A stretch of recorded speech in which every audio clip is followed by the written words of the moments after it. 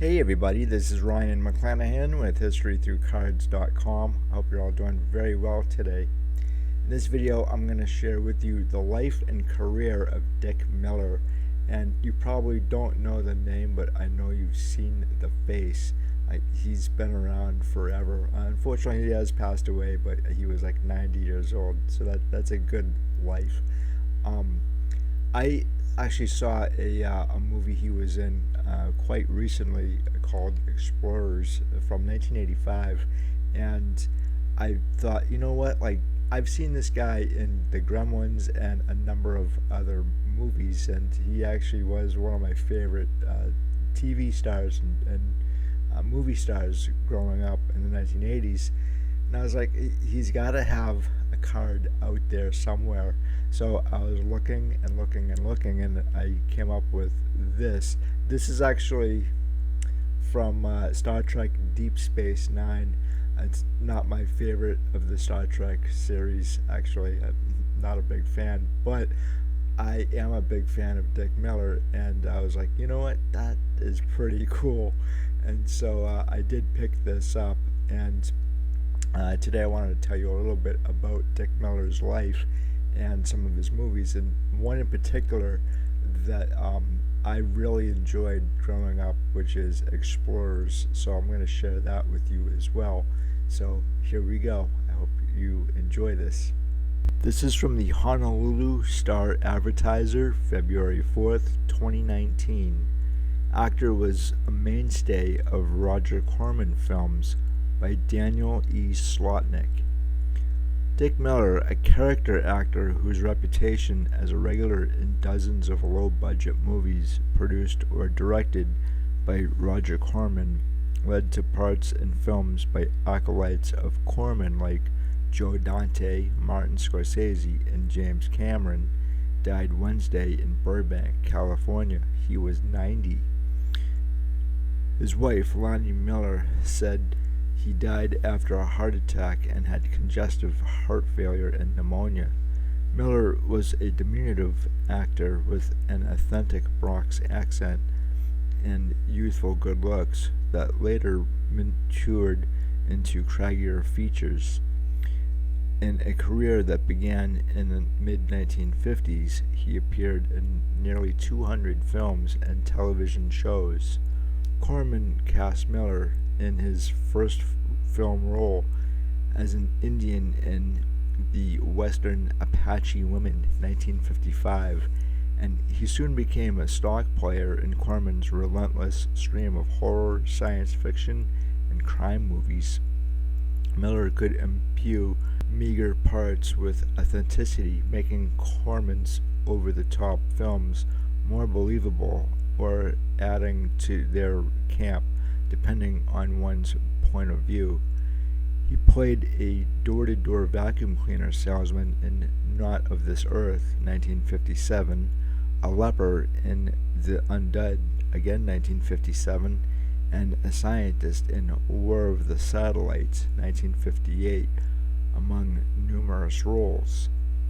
Corman cast Miller in the lead in two films relatively early in his career.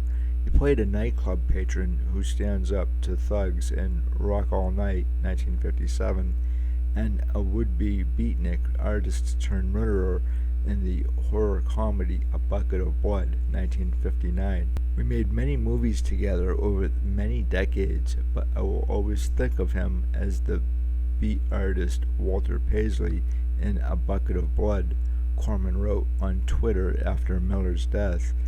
Dick was able to take what was written and reach the deepest depths of the character while still injecting humor into each role. A Bucket of Blood became a cult favorite, and Miller became identified with Corman's films. This was especially true among filmmakers whose early works were produced by Corman, like Dante, Scorsese, and Cameron. Miller's acting career endured when this new generation added him to their roster. Miller played a veteran terrorized by mischievous monsters in Dante's Gremlins in 1984, a nightclub owner in Scorsese's musical drama New York, New York, 1977, and a gun shop clerk who helps outfit a murderous robot played by Arnold Schwarzenegger in Cameron's The Terminator in 1984. In several later films, Miller's character was named Walter Paisley, an inside joke and an homage to his best-known part. His last role was in the forthcoming horror movie Hanukkah as Rabbi Walter Paisley.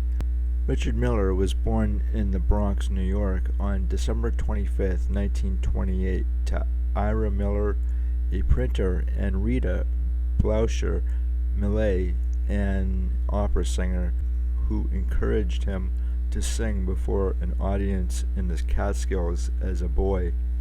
After graduating from high school, he served in the Navy.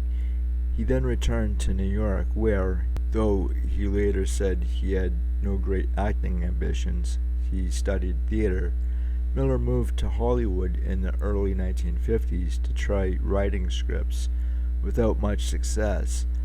He met Lonnie Halpern there in 1959, and they married that year.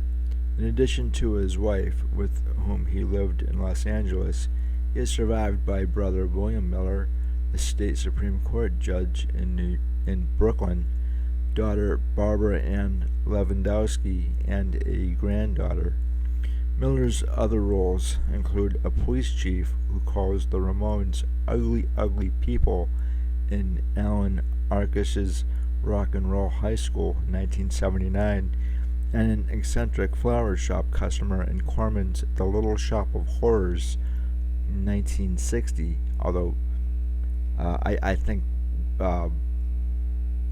that's interesting. Wasn't Little Shop of Horrors with Rick Moranis in 1986? It could be a different one. Anyway, which also featured Jack Nicholson in a bit part. Miller had a recurring role as the proprietor of a bowling alley on the 1980s television show Fame, based on the 1980 movie about performing artists in high school. Boy, that sounds interesting. Anyway, he was also credited with the stories for two 1970 movies, the Western Four Road Out and Jerry Lewis comedy Which Way to the Front. He was also the subject of a documentary released in 2014 called That Guy Dick Miller. This is from the Stuart News, July 13th, 1985. Movie review: Explorers soars above the wave of fantasy films, by Janet Maslin of the New York Times News Service. Of all the Spielberg-inspired fantasy films afoot at the moment, Joe Dante's Explorers is by far the most eccentric. It's charmingly odd at some moments, just plain goofy at others, though Dante includes more than enough of the standard touches: skewed scenes of suburbia, dazzling airborne special effects, and a poster-perfect leading boy, Ethan Hawke, which, with a resemblance to Henry Thomas of E.T., much of his approach is distinctly his own. In fact, it recalls nothing so much as Dante's segment of Twilight Zone the movie, in which an entire family took on the characteristics of cartoon creatures. This time, it is Dante's idea that the great beyond is already filling up with the detritus of American pop culture. He also envisions this wasteland as a weird visual extension of pulp science fiction movies, 1950s style. This is the most distinctive part of Explorers, if also the looniest, and it is a long time in coming. It is also a hard act to follow, as such sequences generally are. Once a movie's heroes have seen outer space, how are you going to keep them down on the farm? Explorers gets off to a standard start. Three boys, a smart alecky one, Jason Presson, a scientific wizard, River Phoenix, and the obligatory nice-looking straight arrow hawk are shown to be misfits at a suburban school and consequently spend a lot of time engaged in private projects. Chief among these is one involving the whiz kid's computer, especially after one of his friends has a dream depicting a way in which it can be readjusted. When this new information is incorporated into the computer, it generates a spherical blue soap bubble that can fly. Dante, whose mischievousness here is fully on par with that in his Gremlins, best demonstrates this by having a cat land on the computer keyboard, which makes the blue sphere go wild and wreck half of the neighborhood. From this point, it is only a small step to the boys' discovery that they can get inside this mysterious sphere and fly anywhere. With the ravishness that is the movie's best source of humor, they build a spacecraft out of, among other things, old amusement park parts, a spare tire, an old television screen, and a proceed with caution sign. They take off in this magically functional craft while gobbling popcorn and chattering frantically. But it works, and at moments like this, the film does too. I hate to say it, but this isn't how I thought it would be at all, one of them announces nervously when they reach their destination. This is the film's most successful bit of irony. This boy would like to find the secrets of the universe at the very least. Instead, Dante and the screenwriter Eric Luke have given him Bugs Bunny, Ed Sullivan, Little Richard, and Ricky Ricardo. Out in space, if Dante is to be believed, there are creatures who know the sales pitch for Vegomatic and who can sing the theme song to Mr. Ed. Explorers, which is lively but largely familiar until the point when it reaches its batty pinnacle, frequently shows off Dante's sense of humor. It would be remembered, however, that this is the man who put a gremlin in a blender. Explorers also marks a new triumph for Industrial Light and Magic, the special effects outfit that devised yet another way to show space travel and makes the flight sequences really soar. Explorers is being shown at the Martin Square 3 theaters in Stewart, Village 6 theaters in Fort Pierce, and the Jupiter Cinema 3 in Jupiter. But you can stream it now for almost free 40 years later, and I highly recommend you do so. So Joe Dante said that the Explorers was hastily put together, and I don't think he liked the finished product. And unfortunately, he couldn't put together a director's cut because a lot of the film footage that was left over was it's either missing or it's been destroyed. So I was thinking like how cool it would be for a remake. But the thing is here, there's something very special about the movies of the 1980s and 1990s that you really can't replicate today. Imagine replicating or doing a do-over, if you will, of Back to the Future. I mean, that, unless it's with like Tom Holland, I think that wouldn't work, right? But with this movie, The Explorers, Dick Miller's character, he brings something to the table here which I don't think could be replicated by another actor. Like, I could be wrong here, but you also have the first appearance of Ethan Hawke, and I don't think you see Ethan Hawke in another movie until Training Day. What was that, back in '93?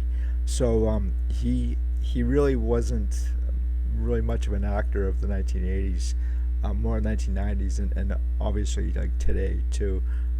a big megastar. So you also have uh, River Phoenix as well. And another one of River Phoenix's movies that I really enjoy is Sneakers with Robert Redford.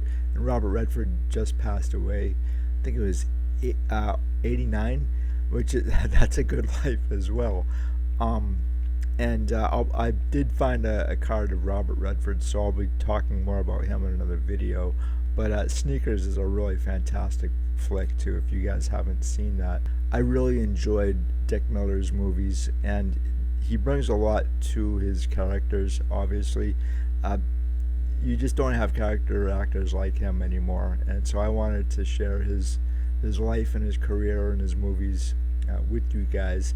And if you guys have any favorites of Dick Miller's, let me know in the comment section below. I haven't seen Gremlins in probably 35 years at least, so I'm probably gonna have to go and sit down and watch that. It's obviously it's been a long time, but that was when it came out, that was a really great movie. Um, it, it's just something I haven't seen in a while, and again, Explorers is another movie that I haven't seen in quite some time, and it was my favorite movie growing up. One of them. I've got so many from the 1980s and the 1990s, and I always say too, like, here's my favorite card, and they're all my favorite cards. It's because they're in my collection. What can I say? Anyway, guys, I'd love to hear what you guys have to say about Dick Miller. If you have any favorite movies of his, let me know in the comment section below. And as always, I will talk to you in another one. Have a good one. Bye.